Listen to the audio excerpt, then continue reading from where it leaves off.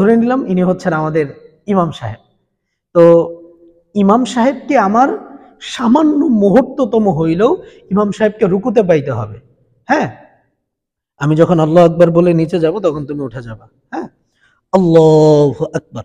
যেমন ধরেন আমি হচ্ছে মুক্তাদি, আমি আল্লাহু আকবার বলে নিচে গেলাম আর ইমাম সাহেব উঠে গেল, তাহলে কিন্তু আমি ওই রাকাতটা পাই নাই। ওই রাকাতটা কিন্তু আমাকে পরবর্তীতে আবার পড়তে হবে।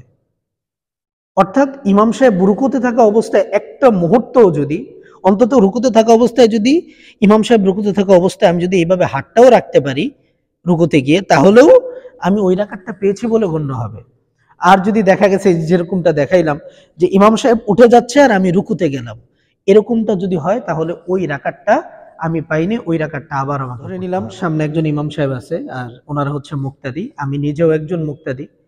তো ইমাম সাহেব যখন রুকুতে থাকে তখন আমরা অন্যান্য মুক্তাদিদের সাথে নামাজে কিভাবে শরীক হব, তো আমরা এটা অনেকেই বুঝি না। তো আমাদেরকে যেটা করতে হবে, আমরা প্রথমে এইভাবে মিলে দাঁড়াবো, দাঁড়ানোর পরে তাকবীরে তাহরিমা বলবো, আল্লাহু আকবার, তাকবীরে তাহরিমা বলবো। এরপরে আরেকটা আল্লাহু আকবার যেটা আমরা রুকুর জন্য বলবো, যেমন আল্লাহু আকবার, আল্লাহু আকবার, এইভাবে আমরা রুকুতে চলে যাব। তো আপনি যদি এরকম দাঁড়ায়া শুধু আল্লাহু আকবার, এই যে একটা আল্লাহু আকবার বলে এইভাবে যদি আপনি চলে যান, তাহলে কিন্তু আপনার নামাজে শরীক হওয়াটাই হবে না এবং আপনার নামাজও হবে না। কারণ আমরা প্রথমে যে তাকবীরটা বলতেছি এটা হলো তাকবীরে তাহরিমা, যেটা ফরজ। আর এই তাকবীরে তাহরিমা বলার সঠিক নিয়ম হলো আপনাকে দাঁড়ানো অবস্থায় বলতে হবে।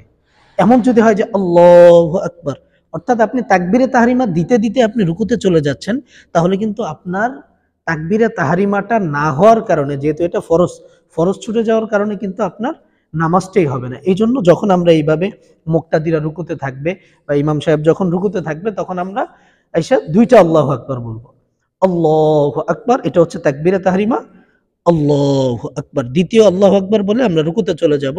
হাত বাঁধারও কোনো কি নেই, প্রয়োজন নাই।